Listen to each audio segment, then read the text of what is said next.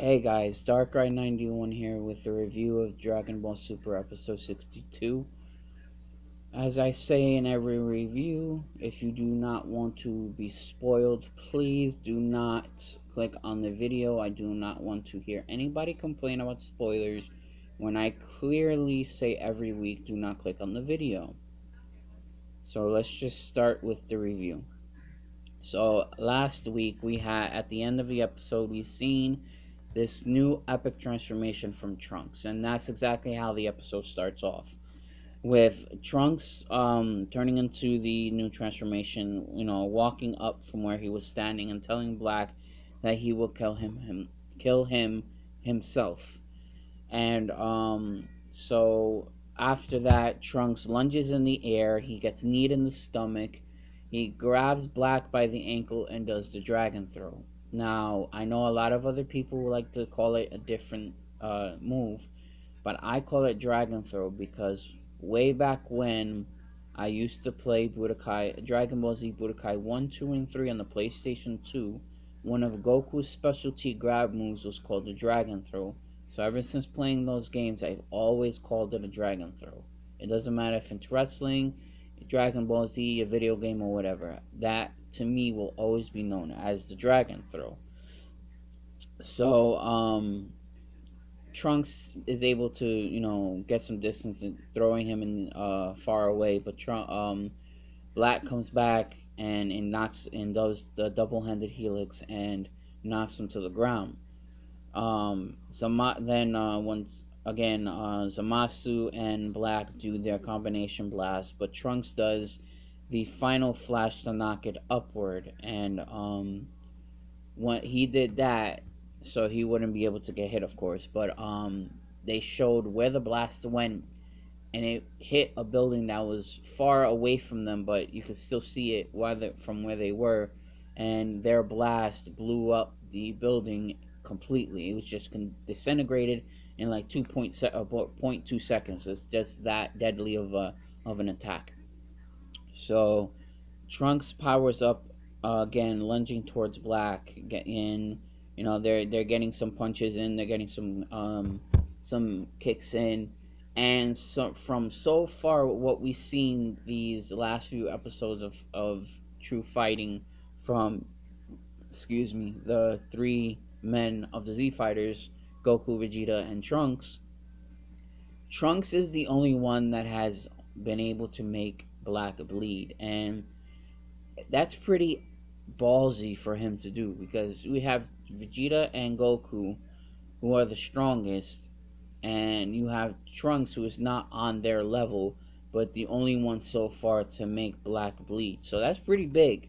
I give Trunks some props for that. So Trunks then holds off Black and Zamasu, telling Vegeta to go get the time machine, to go in the past to look far away to defeat them.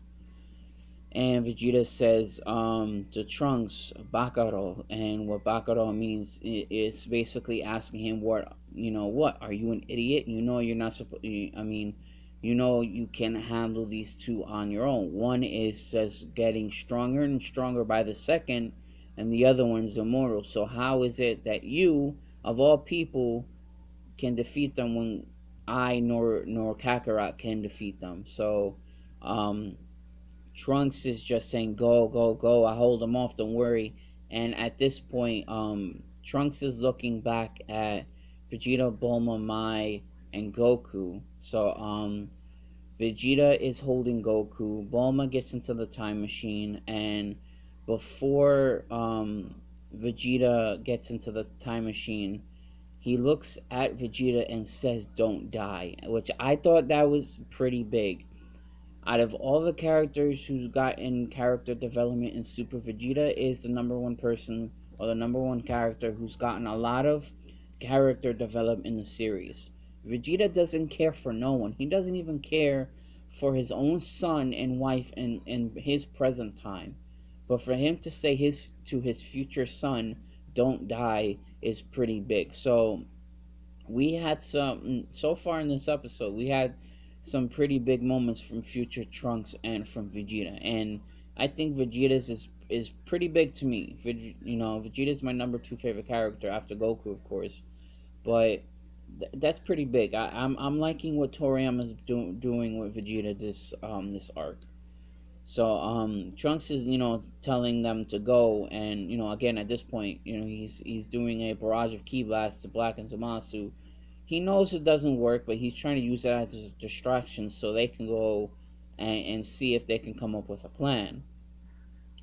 And Trunks is saying, go, just go, I'll be all right. Goku needs to heal. You guys need to come back with a plan and how to defeat Zamasu.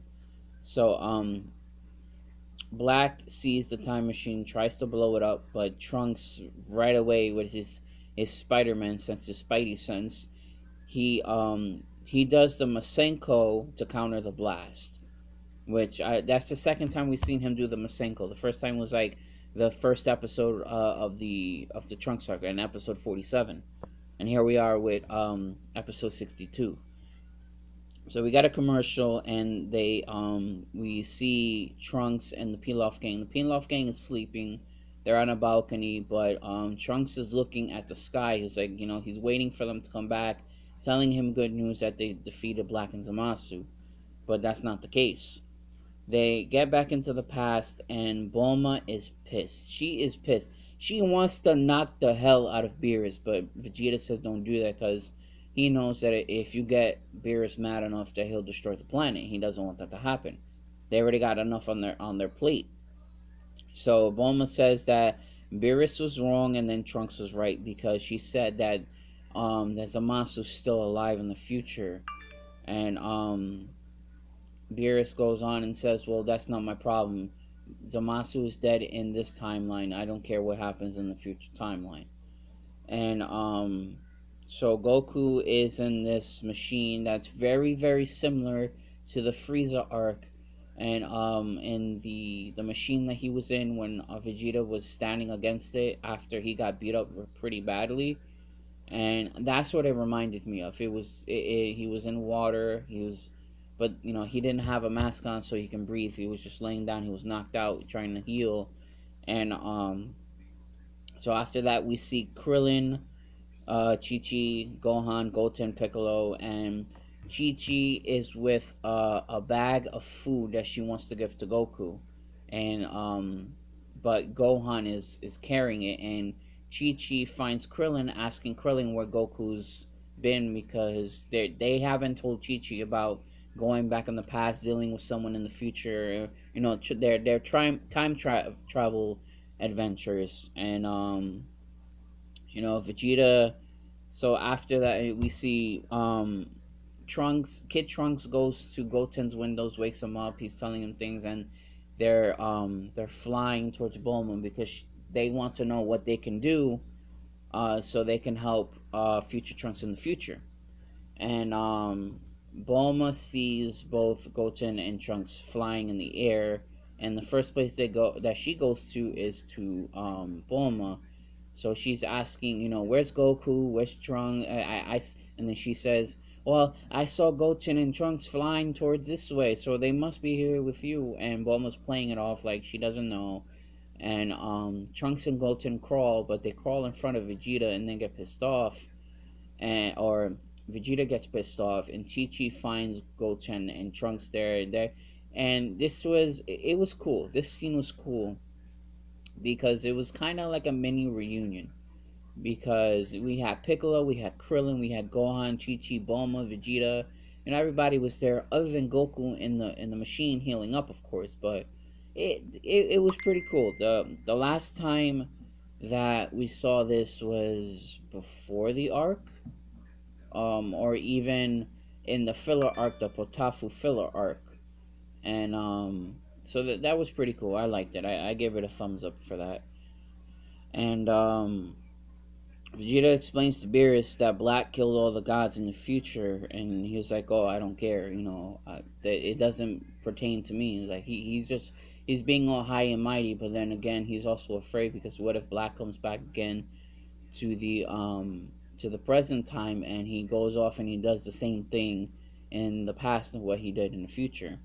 So Goku wakes up. Everybody's still in the yard talking next to the time machine, and he asks Chi Chi if she has some food because he's starving. So they're in one of the rooms in the Capsule Corp building, and everybody's there, and they're talking, and Vegeta and Bulma telling everybody what's been going on, and so Goku is eating, and Vegeta is thinking of a way to defeat Black and Zamasu, and then Bulma is going on, just telling everybody that this is going on in the future. This is the reason why that Trunks came back, yada yada yada. And Gohan is thinking to himself, what the hell is going on? And I don't know why they're showing Goten and Gohan. Maybe, and I have my finger crossed on this. Maybe they'll do something this arc on the next few coming up episodes, because I want to, honestly, deep down inside, I do want Gohan to do something. Even though I know and I understand what Gohan's choice was to become a scholar and not to become like Goku. I understand that. But after seeing Goku so beat up, I would not be surprised if Gohan is thinking to himself, you know what? I should have been more like my father and continued my training, because I would have gone and into the past to go help future Trunks and my father, and also Vegeta, to hold back this new evil villain. So Goku says that he wants vengeance because Amasu stole his body, and after stealing his body, he kills off himself along with Chi Chi and Goten, and Chi Chi freaks out. So you see Chi Chi sitting in a chair, and she crawls really fast to Goten. She's touching his face. She's picking up his arm. She's making sure that he's okay. And Chi Chi sings like, "What are you talking about? He's okay." But not Gohan. Goku says, "Not that Goten, a different timeline Goten." And she was confused. But Piccolo smirks, and he says to use the Mafuba, and Vegeta says the word after he's just like, yes, Mafuba. And Piccolo explains that Master Roshi once used it to seal off Piccolo Daimao, which is um, the very first villain in Dragon Ball, or one of the main villains of Dragon Ball. And the Pilaf gang, they remember Piccolo Daimao, and because Pilaf is like, oh, Piccolo Daimao was the one that kicked him off the ship after releasing him into the world. So after it's like, oh, that bastard. They didn't say it like that, but I'm pretty sure they're saying, oh, yeah, I remember Piccolo Daimao. He was the bastard that kicked us off the ship way back when. And it's kind of confusing because I don't know why Bulma hasn't realized that the Pilaf gang used to treat her like shit way back when in the Dragon Ball series. But I mean, it's whatever. It's probably a retcon, and I'm pretty sure that Toriyama probably doesn't remember. That's why they haven't put two and two together. So then they have this cool flashback of Master Roshi, or Jackie Chun, as you see the picture here. And this is the reason why I have this picture here, because in the flashback we see Master Roshi do the Mafuba to Piccolo Daimao to seal him off, because they knew that he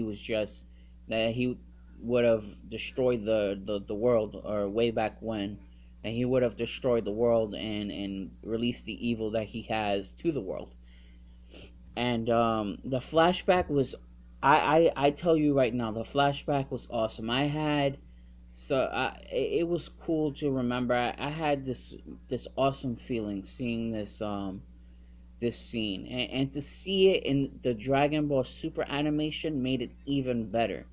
I do like the original Dragon Ball animation and the drawing, I do, but to re-see it again, just redrawn and recolored, was even better, because I haven't seen that scene in Dragon Ball. I haven't seen any episode in Dragon Ball in a very long time. So for me or for everyone else to see, it is just I give that scene alone a 10 out of 10.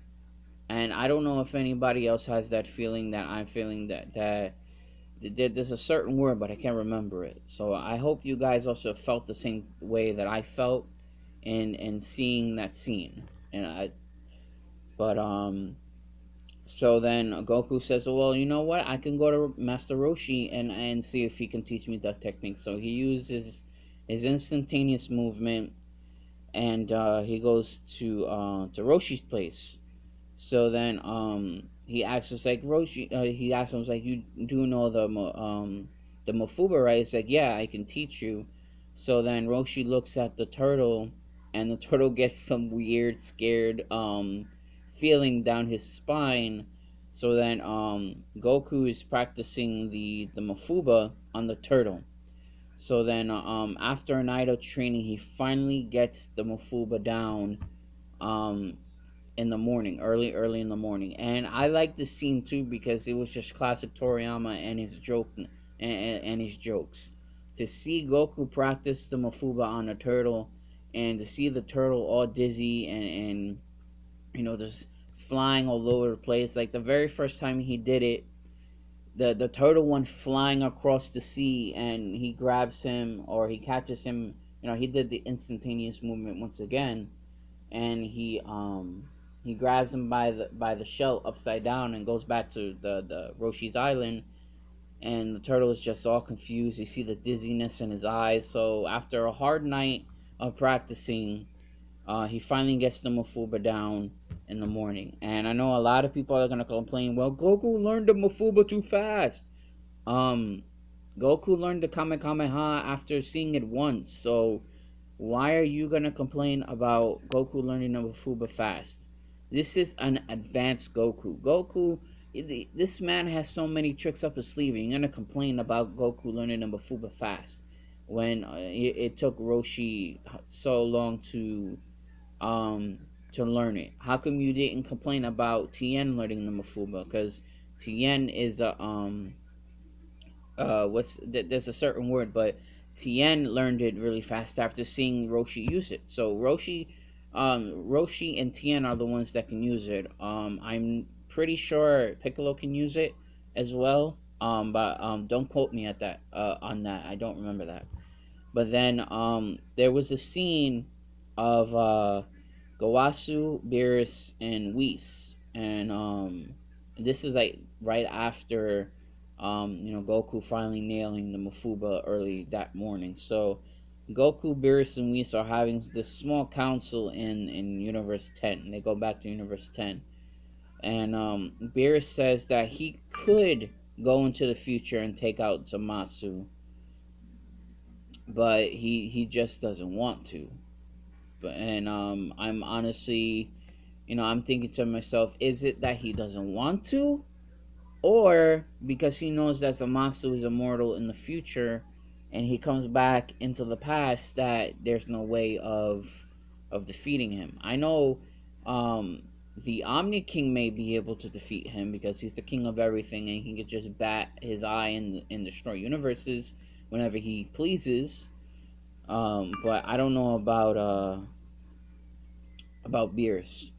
But then, right before the episode ends, Gowasu says that since he took in Zamasu for the training to become a Kaioshin, that he'll take the blame of what's been going on. And that's pretty big on Gowasu because he knows that none of this is his fault. He knows that, but because he took Gowasu under his wing, he'll take the blame. Now that's a good person and that's a good teacher.